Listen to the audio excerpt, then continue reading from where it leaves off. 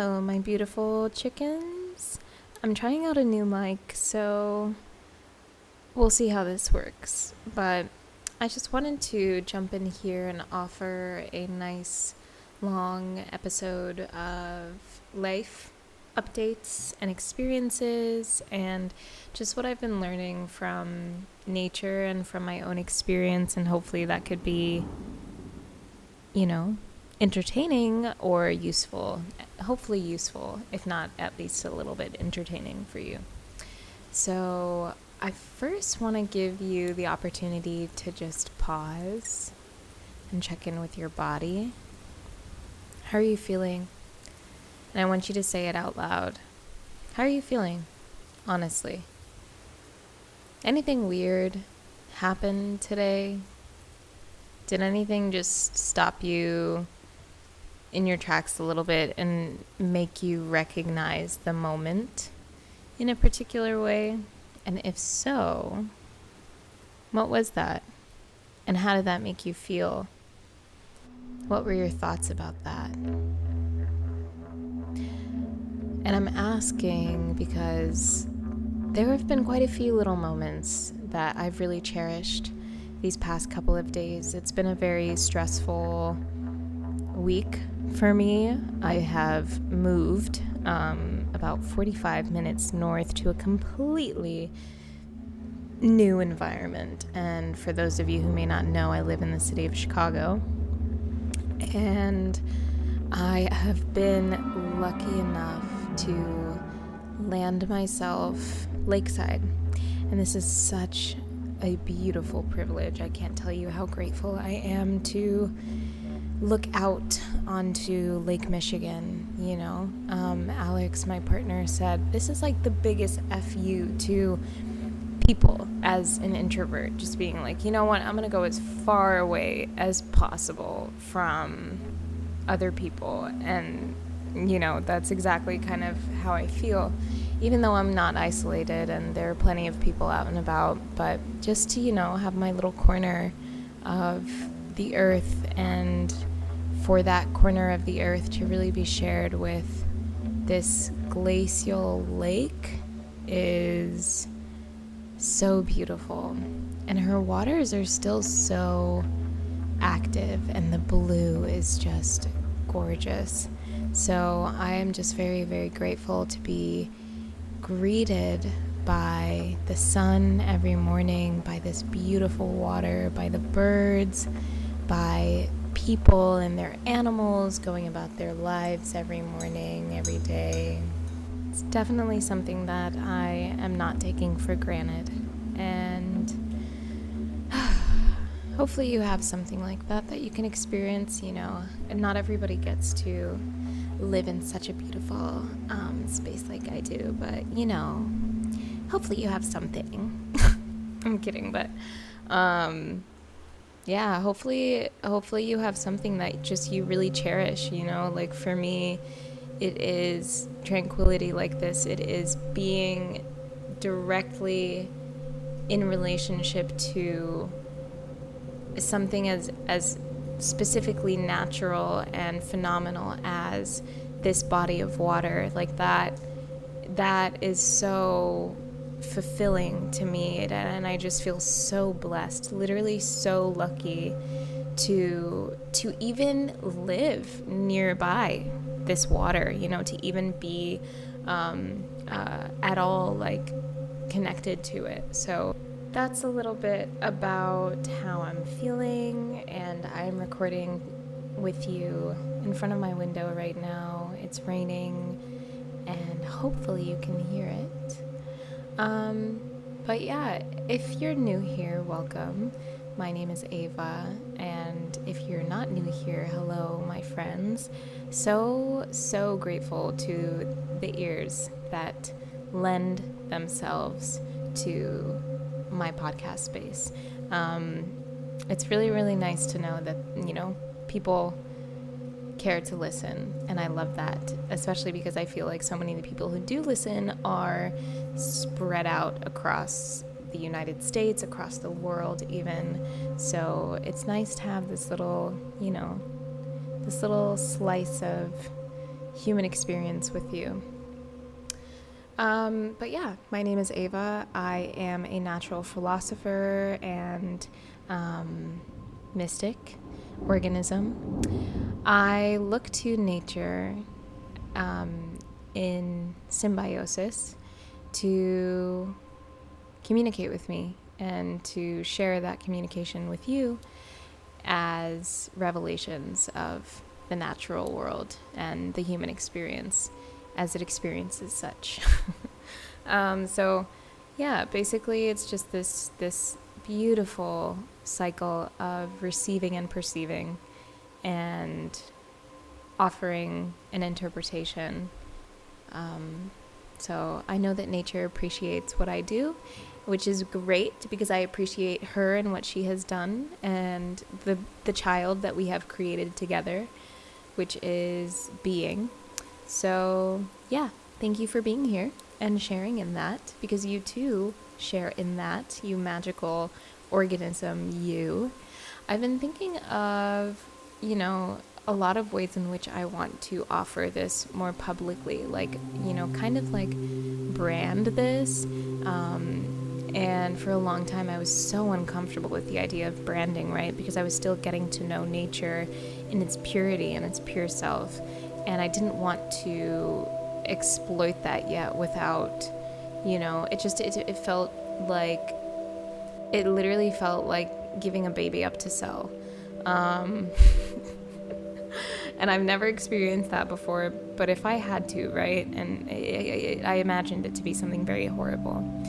So, but then my perceptions and my beliefs specifically about what it means to engage in the economic sect of society, and what it means to engage in society through this means of trade and trading information, or even just offering information, and the necessity of being compensated for your time and energy. It's given me a different, belief about how to share my art and how to share my words and whatnot.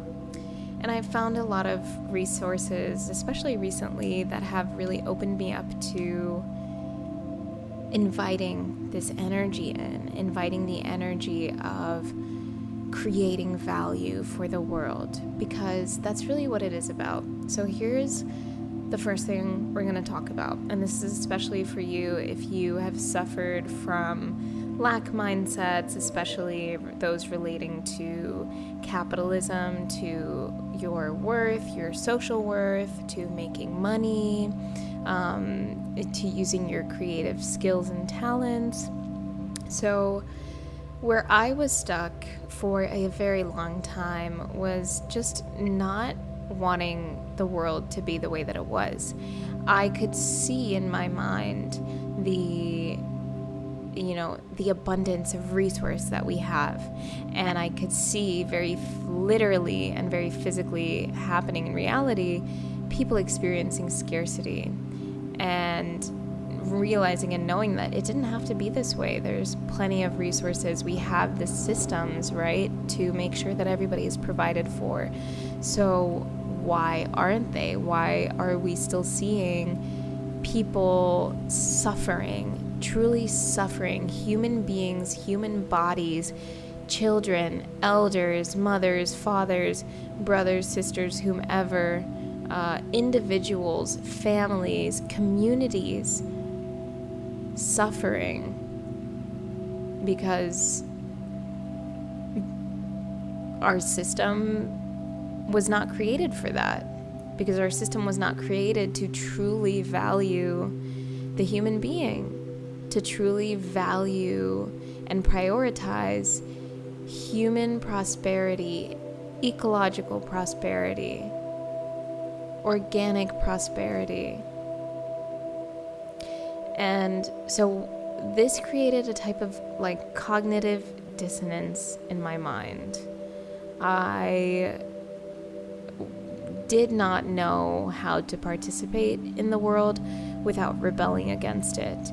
And obviously that looked like me suffering at work because, I hadn't found a way to work and be okay with that. All work was going to be all compensated work, all corporate work or service work, any type of work where I was being paid an hourly wage and did not have much of a say in, the order of the system.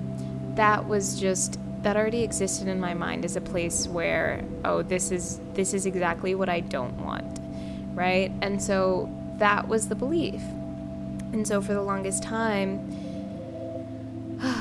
I was just walking through the world with this hugely striated, or there's a better word, like, I want you to imagine like a canyon, like the earth has split, and this giant canyon began to form between these two masses of earth that were sliding apart. And it was like my world was literally split in half. Everything that I thought I knew and all the reasons for existing, even though what reasons, what do you really know about the reason for existing when you're 22, right? And I'm not 22 now, this was years ago, but not that many years ago, but years ago. So, but just to emphasize, like, I let my process of absorbing information and creating beliefs about that environment or the world or the model that I was absorbing information about just completely changed me physiologically, psychologically, and it just was not pretty. It's not pretty. And you know what? Part of me kind of justified it, and because I was blaming the world essentially, because it wasn't in my control.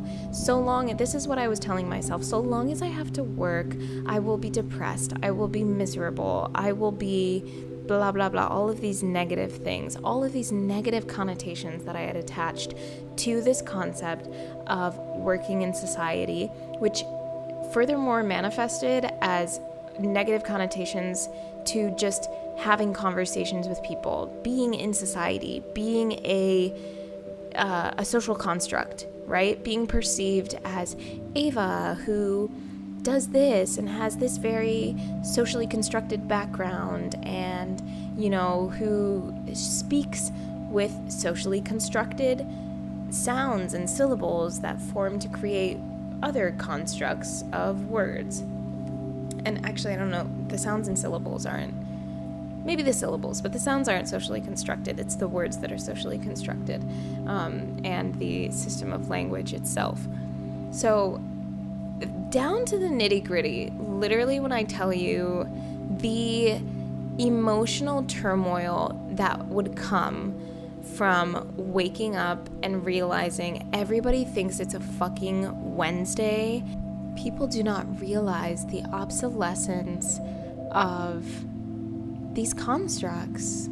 Why are we following such a definite system? Why can't we just acknowledge that it's a day and this person needs help and I have enough to help them, so here's some help? Or, wow, these trees are so beautiful, and our actions are having consequences on these species in our environment, so let's cut back and find alternatives. Things that in my mind were just so simple, because again, I was seeing nature and seeing myself through the course of my study and through hours, months, years of applied thought and being present with my experience, my human experience, that I felt my existence outside of these paradigms of human creativity. And of course, there's nothing wrong with that, which is where we get back to where I am now. Is I've learned to, first of all, not parrot everything that I see that just seeks to demean and, extinguish capitalism or society as it is now, because that's not happening. That's not going to happen. Of course, we need to have conversations about why it should happen. What are the detrimental effects of what is happening? But tomorrow, the next day, a year from now, you're still going to have to participate in society. And you're wanted here. You're meant to be here. You are here.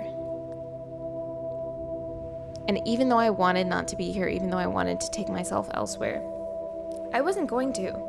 And I knew that. I was never actually going to stomp myself out and extinguish my light. That was not an option. And so I had to do something about the pain and the suffering that I felt. And it is a little bit strange because in some ways it is dissonant. You have to, when you're flipping that page over again, you have to kind of, lean into the things that you thought were disgusting for the purpose of my creativity. Because that's another thing that happened. When I'm over here, actually putting myself into a state of fear and anxiety and worry every day because I'm doing something that my mind cannot consciously accept, that I have no time for creativity or for truly admiring the beauty out of my life and using that to create something even more beautiful, which is what we want. That's innate. So in some ways I had to kind of, bite the bullet, swallow my own blood a little bit, and, accept that I'm going to have to do some things that I really don't agree with or I don't want to do. But there's still a lot of ways that I can do the things that I do want to do and create the world that I do want to do. So that's where now I have to remind myself every day. And this has been a practice just for the past couple of days because I'd really lost touch with this practice. This was something I was doing a lot in 2020 and 2021. And then I completely lost touch of this when, the world started churning its gears again, when it was time to think about these questions again of, what am I going to do for work? How am I going to make a living, right? How am I going to engage in this machine, right? Engage with this machine. But recently now, again, coming back full circle, it's been about, so what do you want to do?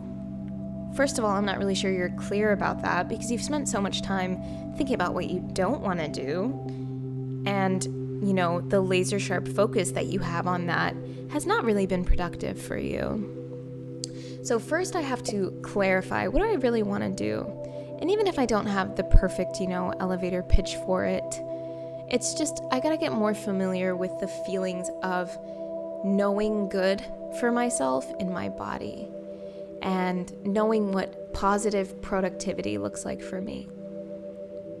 And then that's where these more neurobiological practices of affirmations, visualizations, writing things down, brain dumping, believing in yourself, having the confidence to take yourself there will help you grow into that person that you want to be and help you make the right decisions and see the opportunities as they come for you.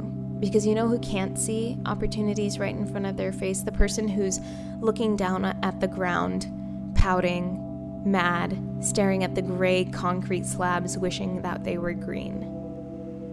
Versus the person who is actually able to make a choice, even if it's not their ideal, even if it's not what they, see in their imagination, they make several choices, learn from those experiences, and lead themselves to those greener pastures, right? The only difference between you and somebody who's doing something that you want to be doing is that that person took the steps. They were actionable about it. They weren't just sitting around finding all the different imaginative ways that what you want to be doing could be done or could be done better, right? They started even when it wasn't perfect. And I truly think this is something that my generation, I suppose I'm part of Gen Z's, my generation does not understand. And I'm not going to speak for all of them. I cannot speak for Gen Z, but for me and my relationship to this generation, this is something that I didn't really grasp because of how much time and how much of my life, my adolescent life and beyond, was intertwined with social media and living on the internet.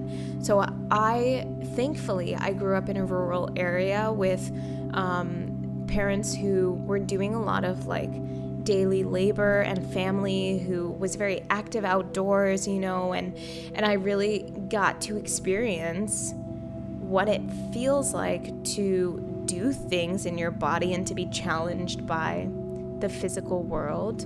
But a lot of people don't actually do that. Like, a lot of people spend their entire lives online, or their only reference for how things get done in the world is through the internet. And I feel like I was on the cusp of, because I experienced both, this was in large part what was giving me this cognitive dissonance. And this is also why I think so many people of this generation have a lot of social anxiety.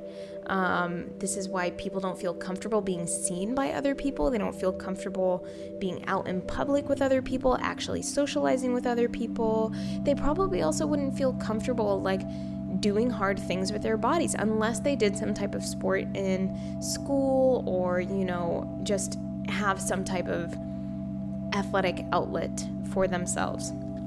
So all of this to say that, yes, I'm very grateful that now I'm coming back to this place of the world is here for me to interact with it. Right. I forgot about that. So yes, and just want to give a big shout out to all the beautiful people that I have been listening to, and I'm going to pull up some of their names right now for you. So first up, we have Jessica Laniato of Ghost of a Podcast. She is a super phenomenal astrologer, and her most recent podcast episode was Me versus Capitalism, where she live hosts a listener and reviews her chart with her. And this listener was just talking about how she has all of this grief, and she didn't name it that, but Jessica, being the intuitive that she is, was able to name that for her very quickly, that she has this grief surrounding capitalism, and just not wanting the world to be in this way is really preventing her from knowing how and doing anything about making a living based on what she's worth. This girl was making literally $14 an hour, working 10, 20 hours a week. I'm not sure how she was getting by, but I too would be very depressed and pessimistic if that was my situation. So this kind of sparked, this conversation for me sparked a lot of realization, because that everything that she was saying, I have felt the same way in previous months, honestly. Let's be honest. And so to hear it from where I'm standing now, I can receive it and receive,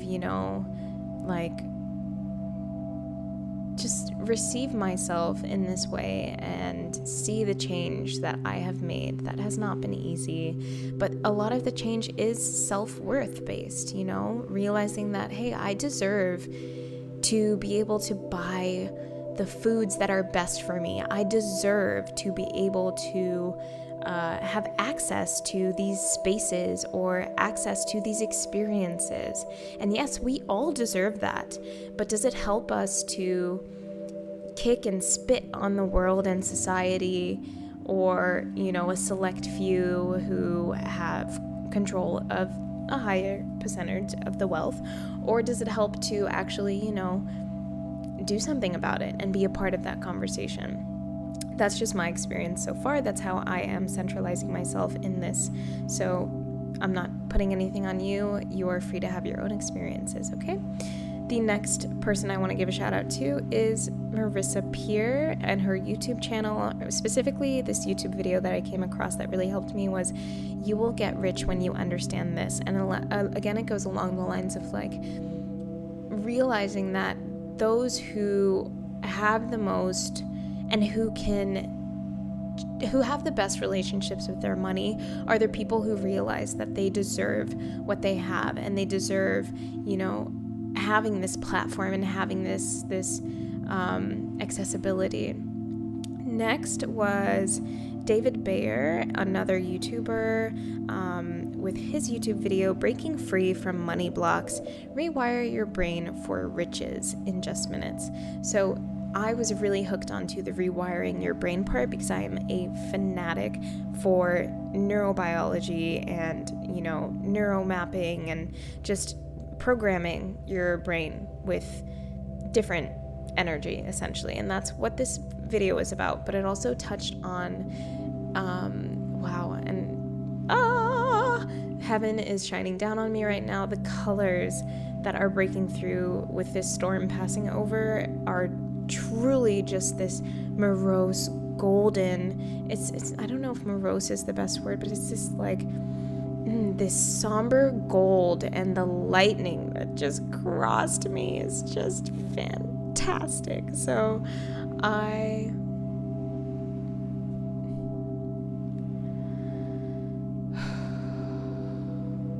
you. I love you. I love her so much. That is my Queen E right there, Queen Earth. I love you.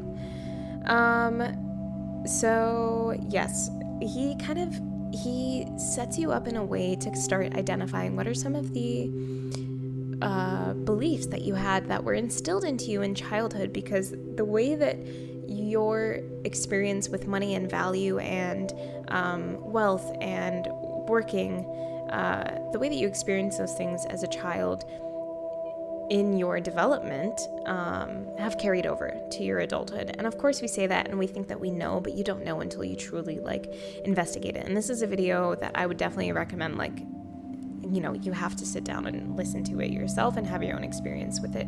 That goes for all of these videos and podcasts, but this one especially was very, very useful for me. And another shout out to Elahor Ava Alordia with her awesome video, "I have multiple passions and don't know what to focus on. Here's what to do." This is where I got that idea of splitting up, basically answering 16 questions that would help you focus in a little bit more on, what your central focus should be, your central passion is for your ikigai. And I haven't actually completed the exercise.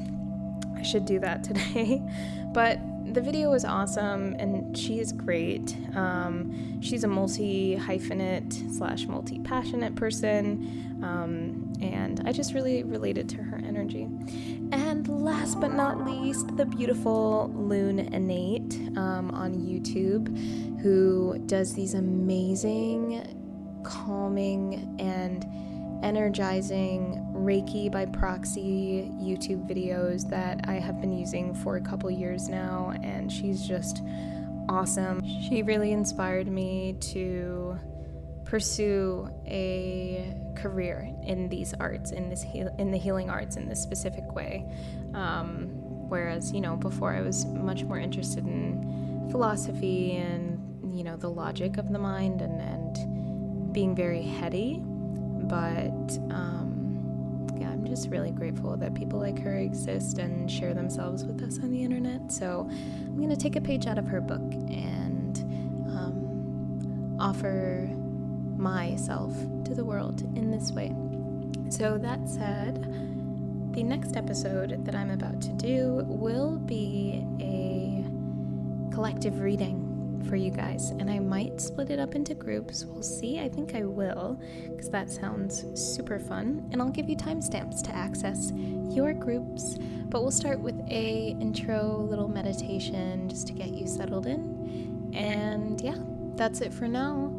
I am going to unplug myself from this matrix, and I want you to practice doing this with me visually, okay? Anytime you find yourself maybe really deep into like, oh, this creative idea that you had and it's starting to lose steam, but you can feel yourself kind of like still spinning on the hamster wheel or whatever, even if it's not a creative project, or like maybe it's just like having to be a modern human in the world and then coming home and having to unplug. I want you to physically, literally imagine yourself pulling this matrix-like plug out of the back of your head. And I shit you not, this happened to me in a dream one time, and this feeling, because I swear to God, it was a real feeling. I felt the port on the back of my neck. And I was awake, actually. This was me waking up from a dream, basically. So in this intermediary state. So yeah, it's just been, ever since then, it's been a very useful like visualization technique, which is imagining yourself just pulling this port, unplugging yourself from the matrix, and your body is yours again. Okay?